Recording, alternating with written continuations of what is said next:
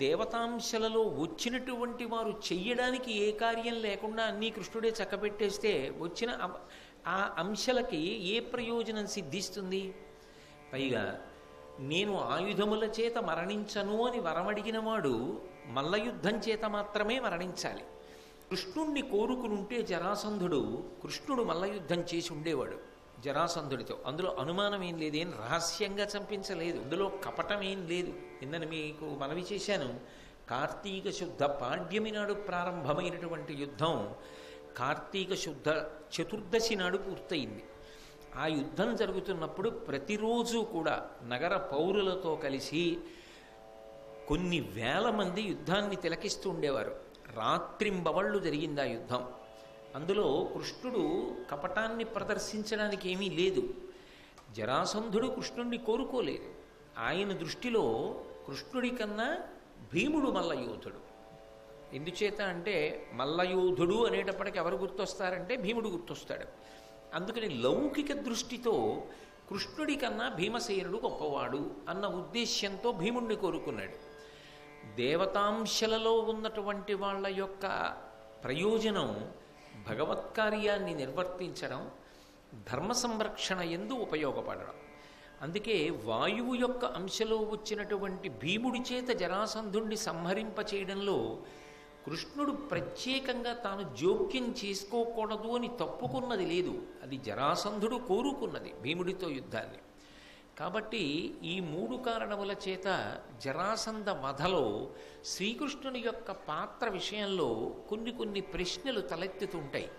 కానీ జాగ్రత్తగా పరిశీలించి చూస్తే శ్రీకృష్ణ పరమాత్మ యొక్క దార్శనికత, ఆయన యొక్క దూరదృష్టి, రాబో కాలంలో జరగబోయేటటువంటి విపరీత పరిణామాల్ని దృష్టిలో పెట్టుకుని ముందే ధర్మ సంస్థాపన కోసమని చెప్పి ధర్మ విరుద్ధమైనటువంటి స్వభావము కలిగిన వారినందరినీ కూడా ఆకర్షించి తేగలిగినటువంటి జరాసంధుడు కొంతకాలం బ్రతికుండడానికి అవకాశం ఇచ్చి భూభారం తగ్గడానికి అవకాశం కల్పించాడు. భూభారము అంటే భౌతికమైన భారము, భూమికి భారము కాదు. ఎవరు పాపజీవనమునందు ఉంటారో అటువంటి వారు భూమికి బరువు. అటువంటి వారి సంఖ్య పెరిగిపోతున్నప్పుడు వారిని తగ్గించడానికి భగవంతుడు వెతుక్కోక్కర్లేదు, జరాసంధుడే ఉపకారం చేసి పెట్టాడు. కాబట్టి అది ఎంతకాలము జరిగిందో అంతకాలము జరాసంధుడిని ఉపేక్షించాడు. కాబట్టి జరాసంధ వధయందు ఈ విషయాన్ని కొంచెం జాగ్రత్తగా పరిశీలించి గమనించవలసి ఉంటుంది. ధర్మము గురించి అంత పూనికతో అవగాహన చేసుకుని మాట్లాడారు కాబట్టి, ధర్మమునందు అనురక్తి కలగాలని కోరుకున్నారు కాబట్టి నేను ఆ విషయాన్ని ఇంకొద్దిగా విపులీకరించేటటువంటి ప్రయత్నాన్ని ఇవాళ చేయడం జరిగింది. తదనంతరం కృష్ణ పరమాత్మ శిశుపాలుణ్ణి వధించాడు. ఇందులో విచిత్రం ఏమిటంటే ఆయన కోరి కొంతమందిని చంపాడు. చాలామంది మిడతలు అగ్నిహోత్రం దగ్గరికి వచ్చినట్టు వాళ్ళే ఆయన దగ్గరికి వచ్చారు. అందులో ఆయన చేసినటువంటి ప్రత్యేక ప్రయత్నం అక్కర్లేదు, వాళ్లే వచ్చి ఏదో ఒక దోషం చేసి పడిపోతుంటారు. అసలు కృష్ణ పరమాత్మ యొక్క అవతారం రావడానికి ఉన్నటువంటి ప్రధాన ప్రయోజనములలో ఒకటి శిశుపాలుడు, దంతవక్త్రుడు, వీళ్ళిద్దరినీ సంహరించాలి. ఎందుకంటే జయ విజయుల యొక్క రాక్షసాంశలలో ఆ కాలమునందున్నటువంటివి శిశుపాల, దంతవక్త్రులు. వీళ్ళిద్దరూ కృష్ణుడి చేతిలోనే నిహతులు కావాలి తప్ప అన్యులు వాళ్ళని చంపకూడదు. అందుకే రాజసూయం జరిగినప్పుడు అర్ఘ్యాన్ని కృష్ణ పరమాత్మకి ఇచ్చాడు ధర్మరాజు. అర్ఘ్యమిచ్చాడు అన్న మాటకు అర్థం మీకు నేను నిన్ననో మొన్ననో కూడా మనవి చేశాను. అర్ఘ్యం ఎవరికి ఇస్తారు అంటే ఎవరు మనకు ఆశీర్వచనము చేయగలరో, ఎవరు మనకి ఉన్నతిని కల్పించగలరో, ఎవరు మన జీవితాన్ని పైకెత్తగలరో అటువంటి వారికి అర్ఘ్యప్రదానం చేస్తారు. అంటే పరమ గౌరవాన్ని చూపించి వారికి పూజ చేశారు అని గుర్తు. కృష్ణ పరమాత్మకి అర్ఘ్యం ఇవ్వడమే అగ్రపూజ. అటువంటి అర్ఘ్యాన్ని కృష్ణ పరమాత్మకి ఇచ్చినప్పుడు శిశుపాలుడు అధిక్షేపించి మాట్లాడాడు. కోపం వచ్చినటువంటి భీముడు గదాదండాన్ని పైకెత్తి ఉగ్రమైనటువంటి రూపంతో వచ్చి శిశుపాలుడి యొక్క తల బదలగొడతానన్నాడు.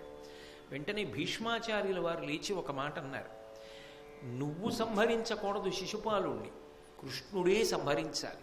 ఎందుకనంటే అది అవతారమునకు ఒక ప్రయోజనం, అది భీష్ముడి యొక్క సర్వజ్ఞత్వం. మహానుభావుడు సమస్తము తెలిసిన్నవాడు. మీరు మహాభారతమునందు భీష్ముడు అన్న విషయంలో దీని గురించి విన్నారు. అందుకే ఆయన ఆ పూర్వాపరాల్ని చెప్పాడు. ఒక్కసారి సింహావలోకనంగా దాన్ని స్పృశించే ప్రయత్నం చేస్తాను. ఒకానొకప్పుడు శ్రీకృష్ణ పరమాత్మ బలరాముని యొక్క మేనత్త అయినటువంటి సాత్వతికి ఒక కుమారుడు జన్మించాడు. సాత్వతి దమఘోషుడు, వాళ్ళిద్దరూ దంపతులు. వాళ్ళకి జన్మించినటువంటి కుమారుడు వికృతమైనటువంటి రూపంతో పుట్టాడు. 4 భుజములు, నొసటన కన్ను, పుట్టినప్పుడే గాడిద కంఠంతో పెద్దగా ఏడ్చాడు. ఇంత వింత శిశువు పుట్టాడు ఏమిటి అని ఆశ్చర్యపోయారు దంపతులు. అశరీరవాణి పలికింది. మరి అది అవతార ప్రయోజనం కదూ. అందుకని ఎవరు ఈ పిల్లవాణ్ణి ఎత్తుకున్నప్పుడు ఈ 3వ కన్ను లలాటమునందు అణిగిపోతుందో, 2 చేతులు అంతర్ధానమైపోతాయో, అటువంటి వాడి చేతిలో ఈ పిల్లవాడు మరణిస్తాడు అని చెప్పి అశరీరవాణి పలికింది. కన్న తల్లి కదు పాపం. ఆ పిల్లవాడు ఎటువంటి వాడు కానివ్వండి, తల్లికి ఉండేటటువంటి ప్రేమ ఎటువంటిది అంటే ఆ పిల్లవాడు దీర్ఘాయుష్మంతుడు కావాలి అని కోరుకుంటుంది. అందుకే ఇంటికి ఎవరొచ్చినా ప్రయత్నపూర్వకంగా ఆ తల్లి సాత్వతి ఆ పిల్లవాడిని వచ్చిన వారికి అందించేది. వాళ్ళు ఆ పిల్లవాడిని ఎత్తుకున్నప్పుడు వాడి 3వ కన్ను ఏమైనా లలాటమునందు అణిగిపోయిందా, 2 చేతులు అంతర్ధానం అయిపోయాయా అని పరిశీలిస్తుండేది. ఎందరో వచ్చారు ఇంటికి, వాళ్ళందరికీ పిల్లవాడిని ఇచ్చింది, ఏం అవ్వలేదు. కానీ ఒకప్పుడు బలరామకృష్ణులు వచ్చారు మేనత్తని చూడ్డానికి. నేను మీతో మనవి చేశాను కదా, శ్రీకృష్ణ పరమాత్మ మానవీయ సంబంధములు నెరపడంలో అగ్రగణ్యుడు. ప్రయత్నపూర్వకంగా మేనత్తల దగ్గరికి వెళ్ళి పలకరించడం, బంధువుల్ని పలకరించడం, ఆ మర్యాద గౌరవం చూపించడం. అందుకే పాండవుల దగ్గరికి వెళ్ళినప్పుడల్లా కుంతీదేవికి ధర్మరాజుకి నమస్కారం చేస్తూ ఉంటాడు. అంతటి ప్రేమైకమూర్తి. కాబట్టి ఒకనాడు మేనత్తని చూడ్డానికి వెళ్ళారు బలరామకృష్ణులు.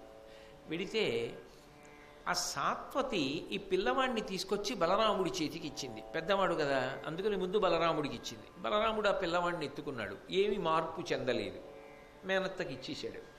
ఇప్పుడు సాత్వతి ఆ పిల్లవాడిని తీసుకెళ్ళి కృష్ణ పరమాత్మ చేతిలో పెట్టింది.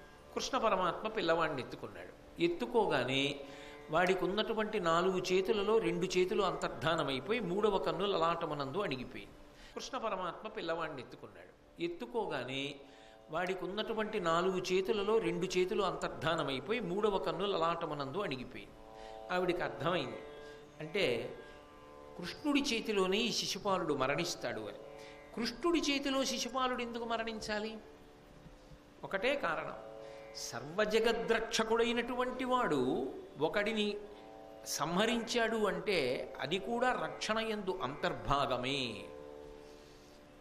మనకి సనాతన ధర్మంలో ఉన్న గొప్పతనం అక్కడే ఉంటుంది. అందుకే మృత్యువు దేవతాస్వరూపమైంది. మృత్యువు కూడా దేవతే. ఎందుకని అంటే ఎవ్వరికైనా ప్రథమంగా అభిమానం ఎక్కడ నిలబడుతుంది అంటే నేను అని తన శరీరం మీద నిలబడుతుంది. తన శరీరం మీద ఉన్నటువంటి అభిమానం నిజానికి మిగిలిన వాటి మీద తక్కువ ఉంటుంది. ఎంత ప్రేమైకమూర్తి కానివ్వండి. ఏదో వేదాంతంలో ఒక కథ చెప్తారు. అకస్మాత్తుగా రాత్రికి రాత్రి పెద్ద వరద వచ్చింది. ఓ యజమాని ఒక చంకలో భార్యని ఒక చంకలో కొడుకుని పట్టుకుని ఈత్తున్నాడు. ఎంతసేపు ఈత్తాడు పాపం, ఆయన మాత్రం ఈదలేకపోయాడు ఆ వరదలో. ఇద్దరిలో ఎవరిని వదిలిపెట్టాలని ఆలోచన చేశాడు. కొడుకును వదిలిపెట్టేసిన తప్పనిసరి పరిస్థితి అయి ఈమె ఉంటే మళ్ళీ సంతానమును పొందవచ్చు. ఈ పిల్లవాడిని వదిలేశాడు. కొంతసేపు భార్యని పట్టుకుని ఈదాడు. ఆ తర్వాత ఈదలేకపోయాడు. తానా భార్య అసలు నేనంటూ ఉంటే మళ్ళీ ఇంకో భార్యని స్వీకరించవచ్చు అనుకున్నాడు. అనుకుని ఆమెను వదిలేశాడు. అవన్నీ పెద్ద గడసరితనంతో దాని మీద చర్చించే విషయాలు కావు, వేదాంతమును అర్థం చేసుకోవడానికి పనికొచ్చే విషయాలు. కాబట్టి భార్యని వదిలిపెట్టాడు. తాను మాత్రం బ్రతకాలని కోరుకుంటాడు. అది ఎవరి విషయంలోనైనా అంతే, అలాగే ఉంటుంది. తన మీద కన్నా మమకారం ఇంకా దేని మీద ఉంటుంది అంటే అది అంత తేలికైన విషయం ఏం కాదు. వాడు ఎవరో మహాత్ముడు అయిపోయి ఉండాలి అలా అయిపోవాలంటే. నేనే మహాత్ముడు అనుకున్న విషయాల్లో అభ్యంతరాలే ఉండవు. కాబట్టి అభిమానం ఎక్కడ నిలబడుతుంది అంటే తన మీదకొచ్చి నిలబడిపోతుంది. నా అంత వాణ్ణి నేను అన్న అభిమానం ఉంటుంది. కాబట్టి ఆ శరీరాన్ని విడిచిపెట్టడం అంత తేలిక కాదు. అది జర్జరీభూతమైపోయి సంధిబంధములు సడలిపోయి రోగగ్రస్తమైపోయి మంచాన పడి ఉన్న ఇంకా శరీరంతో ఉండాలని జీవుడు కోరుకుంటూ ఉంటాడు.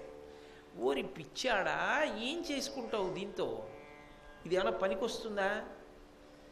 ఇది పనికిరాదు, లేవడానికి పనికిరాదు, కూర్చోవడానికి పనికిరాదు, ఏమీ జ్ఞాపకం లేదు, నొప్పులు, బాధ. ఎంతకాలం పడతావు? ఇందులోంచి నిన్ను విడిపించి జవసత్వములున్న వేరొక శరీరంలోకి నిన్ను ప్రవేశపెడతాను జీవుణ్ణి అని దయతో ఆయన విడిపిస్తాడు. అందుకే సనాతన ధర్మమునందున్న గొప్పతనం ఏమిటంటే సంహార ప్రక్రియ కూడా కారుణ్యముతో చేసేది తప్ప క్రౌర్యముతో చేసేది కాదు. వాడికది ధర్మం అనిపించి అపకీర్తి మూట కట్టుకుని చేయరాని పనులన్నీ చేస్తున్నటువంటి వాడి పాపములు పెరగకుండా ఎక్కడో ఒక్కడ పరమేశ్వరుడు వాడి జీవితాన్ని పరిపూర్ణం చేసేస్తాడు, అక్కడతో పూర్తి చేస్తాడు. అది కూడా కారుణ్యమే. తప్పనిసరి పరిస్థితులలో మాత్రమే భౌతికంగా మనిషిని తీసేయడం అనేటటువంటిది ఉంటుంది. అందుకే దాన్ని లోకము పట్ల కారుణ్యంతో ప్రవర్తించి అంతము చేయవలసి ఉంటుంది యువతలవాడిని. ఇప్పుడు శరీరమునందు ఒక వ్రణం పుట్టింది, ఒక పుండు పుట్టింది. అది ఎక్కడ పుట్టింది? తన శరీరంలోనే పుట్టింది, తన శరీరంలోనే పైకుబ్బికింది. దానికి నెత్తురు ఎక్కడిది? బయట వాళ్ళు ఎవరో తెచ్చిపోయలేదు. దాంట్లో చీము ఎక్కడిది? బయట వాళ్ళు ఎవరో వచ్చిపోయలేదు. ఈ శరీరంలోంచి చీము తయారైంది, ఈ శరీరంలోంచి నెత్తురు తయారైంది. మరి నా ఒంట్లో పుట్టిన పుండే కదా అని చెప్పి ఎందుకు అట్టె పెట్టుకోడు? వైద్యుడి దగ్గరికి తీసుకెడితే ఆయనకి ఏమైనా కోపమా మన మీద? కోపం ఉండదు. కానీ దుష్టాంగమును ఖండించి శిష్టాంగమును రక్ష చేస్తాడు. అలాగే భగవంతుడు కూడా మిగిలిన వారందరి యొక్క ప్రయోజనాన్ని దృష్టిలో పెట్టుకుని వీడిక మారడు, వీడు ధర్మము వైపు తిరగడు, ఇక వీడిని సంహరించడం వినా మార్గము లేదు, లోకరక్షణ కొరకు ఇది చేయవలసినదే అన్నప్పుడు సంహార ప్రక్రియ చేస్తాడు. అందుకే దాని యందు కారుణ్యమే ఉన్నది అంటుంది. అందుకే ఈశ్వరుడు కరుణామూర్తి అన్న మాటలో మరి ఆయన చేసిన యుద్ధాలు, ఆయన చేసిన సంహారాలు అన్వయమవవా అన్నప్పుడు ఈ కోణంలో పరిశీలించవలసి ఉంటుంది. మీరు ఎందుకనంటే చూడండి, ప్రభుత్వము అని నేను అన్నాను అనుకోండి, గ్రంథాలయాలు ఎవరు పెడతారు? ప్రభుత్వం పెడుతుంది. వైద్యశాల ఎవరు పెడతారు? ప్రభుత్వం పెడుతుంది. పాఠశాల ఎవరు పెడతారు? ప్రభుత్వం పెడుతుంది. అయ్యో నాకు అంత ఆదాయం లేదండి అంటే తక్కువ ధరకి బియ్యం ఎవరిస్తారు? ప్రభుత్వమే ఇస్తుంది. ఒక ఇంట్లో దొంగలు పడితే వాళ్ళెవరో పట్టుకునేటటువంటి ప్రయత్నం ఎవరు చేస్తారు? ప్రభుత్వమే చేస్తుంది రక్షణ శాఖ ద్వారా. కారాగారం ఎవరు కట్టారు? ప్రభుత్వమే కట్టింది. కారాగారంలో వ్యక్తులు పెట్టరు, ప్రభుత్వం పెడుతుంది. మరి అన్నం పెట్టిన ప్రభుత్వం, పాఠం చెప్పిన ప్రభుత్వం, రహదారులు నిర్మించిన ప్రభుత్వం, చెట్లు వేసిన ప్రభుత్వం, నీళ్ళందించిన ప్రభుత్వం కారాగారంలో కూడా పెట్టిందా? ఎందుకు పెట్టింది? క్రౌర్యంతో. దాని వలన వాడు మారతాడేమో, జీవితాన్ని వాడు మార్చుకుంటాడు. రెండు, వాడు అలా ఉంటే తప్ప మిగిలిన వాళ్ళకి భద్రత లేదు, అందుకు పెట్టింది. అంతేగాని క్రౌర్యంతో పెడుతుందా? క్రౌర్యంతో పెట్టింది అనకూడదు, కారుణ్యంతోనే చేసింది. వాడిలో మార్పు రావాలి. ఎవరైనా ఏం కోరుకుంటారు? ఆయన ఏదో తెలియక పొరపాటు చేశాడు, కారాగారంలోకి వెళ్ళాడు, మారి మళ్ళీ చక్కటి పరిశుద్ధమైన జీవనంతో విశేషమైన ఖ్యాతితో ఆయన వృద్ధిలోకి రావాలనే కోరుకుంటారు. కాబట్టి అందుకే కదా సత్ప్రవర్తన కలిగిన వారిని శిక్షాకాలము తగ్గించి విడుదల కూడా చేసేస్తుంటారు. కాబట్టి క్రౌర్యము అన్న మాట భగవంతుని యందు అన్వయము కాదు అన్న మాట బాగా జ్ఞాపకం ఉంచుకోవలసి ఉంటుంది. కాబట్టి ఆయన శరీరము నుండి జీవుణ్ణి విడిపిస్తూ ఉంటాడు. సంహారము చెయ్యడం అనేటటువంటిది కూడా పరమ ప్రేమతో చేసే వ్యవహారమే. ఈ శరీరము పడిపోవాలని ఎవడూ కోరుకోకపోయినా ఆయన విడిపిస్తూ ఉండడానికి కారణం అది అయి ఉంటుంది. సరే, కాబట్టి ఇప్పుడు శిశుపాలుణ్ణి ఆయన సంహరించాలి. శిశుపాలుణ్ణి ఆయన సంహరించాలంటే ఆయన భగవానుడు, ధర్మ సంరక్షకుడు, ఆర్తత్రాణ పరాయణుడు. అటువంటి వాడు ఎందుకు సంహరిస్తాడు? నేను అందుకే వచ్చానయ్యా, నువ్వు అప్పుడెప్పుడో తప్పు చేసావు, నువ్వు నా చేతిలో చావడం రాసి పెట్టింది, అందుకు చంపేస్తానంటావు. ఆయన కూడా కారణం అడుగుతాడు. నేను ఈ కారణం ఉంటేనే చంపుతాను, లేకపోతే నేను చంపనంటాడు. కాబట్టి వెంటనే సాత్వతి అర్థం చేసుకుంది. అది ఆవిడ గాంభీర్యం, అది ఆవిడ గొప్పతనం. మహాభారతంలో కానీ రామాయణంలో కానీ పరిశీలిస్తే స్త్రీలు మెరుపులు.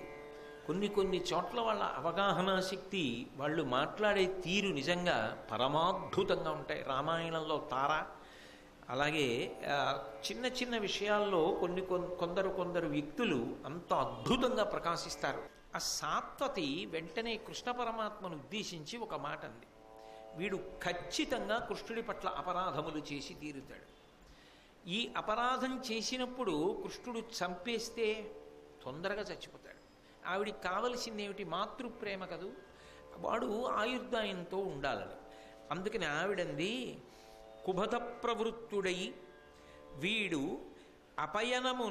అపనయమున నీకనిష్టుడైనను కరుణా నిపుణుడవై నీ మరిదికి అపరాధ శతంబు సైపుమయ్య ఉపేంద్ర.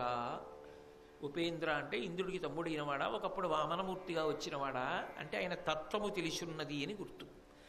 కాబట్టి ఓ ఉపేంద్ర, కుపథ ప్రవృత్తుడయి, వీడు ప్రయాణించవలసిన మార్గము ధర్మ మార్గము, ధర్మ మార్గమునకు వ్యతిరేకమైన మార్గము అధర్మ మార్గము, అధర్మ మార్గమునకు కుపథము అని పేరు.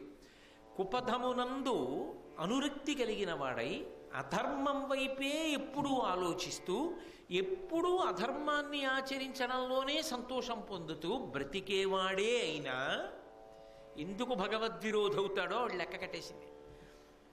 అయినా కూడా వీడపనయమున నీకనిష్టుడైనను, వీడు ప్రవర్తించకూడని రీతిలో ప్రవర్తించి అధర్మం చేసి నీ పట్ల దోషములు చేసిన వాడై నీకు ఇష్టము కానివాడైనప్పటికీ కూడా భగవంతుడికి ఇష్టం కాకపోవడం అన్నది ఆ కారణం చేత ఉంటుంది.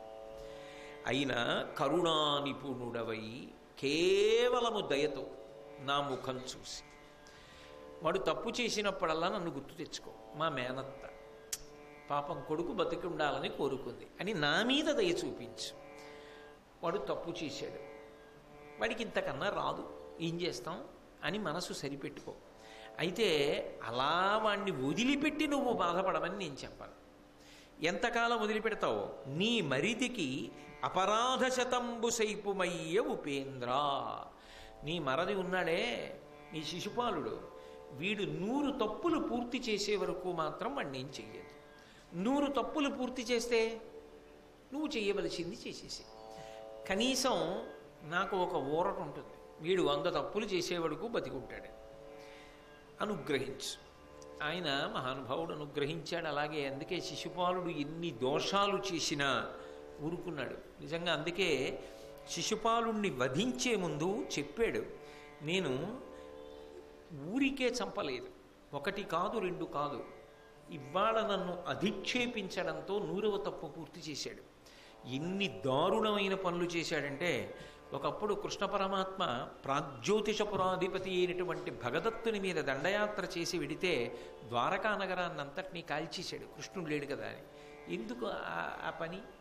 ఎందుకు కృష్ణుడి మీద విరోధం అంటే అర్థం ఉండదు. ఆ విరోధానికి కానీ ఆ శత్రుత్వానికి కానీ తగినంత కారణం కానీ అర్థం కానీ ఏం ఉండవు.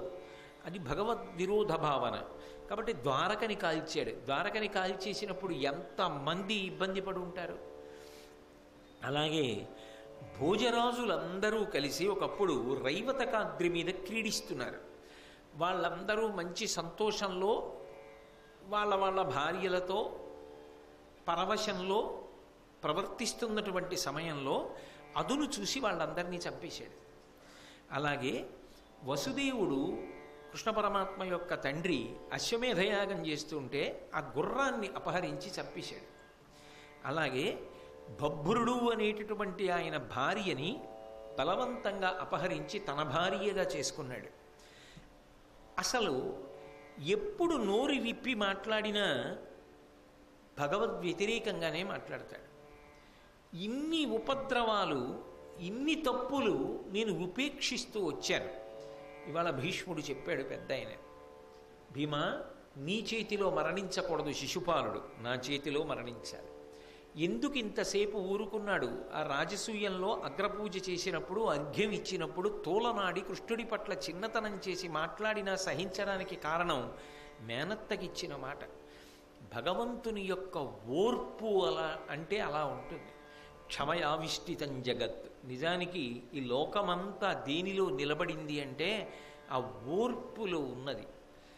ఆ ఓర్పు పెద్దలైన వారు పట్టలేదనుకోండి, అసలు ఈ ప్రపంచం నిలబడదు. చేత కాక అని కాదు, చేతనై ఉండి కూడా తాము బాధపడి ఊరుకుంటారు తప్ప తొందరపడి ప్రతీకారానికి దిగకుండా నిలబడగలిగితేనే లోకము నిలబడుతుంది తప్ప అయిందానికి కాందానికి అన్నింటికీ ప్రతీకార ధోరణితో ప్రవర్తించడం మొదలు పెడితే అసలు సమాజం ఎలా నిలబడుతుంది? భగవానుడంతటి వాడు దాన్ని ఆచరించి చూపించాడు.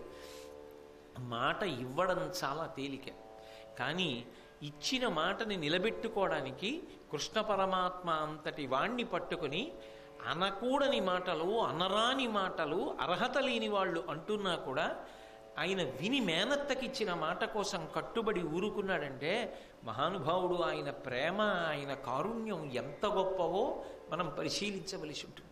అందుకే ఆ 100 తప్పులు పూర్తయిన తర్వాత రాజసూయంలో శిశుపాల వధ చెయ్యడానికి సుదర్శన చక్రాన్ని ప్రయోగిస్తున్నాడు. సర్వం శ్రీ ఉమామహేశ్వర పరబ్రహ్మార్పణమస్తు. స్వస్తి.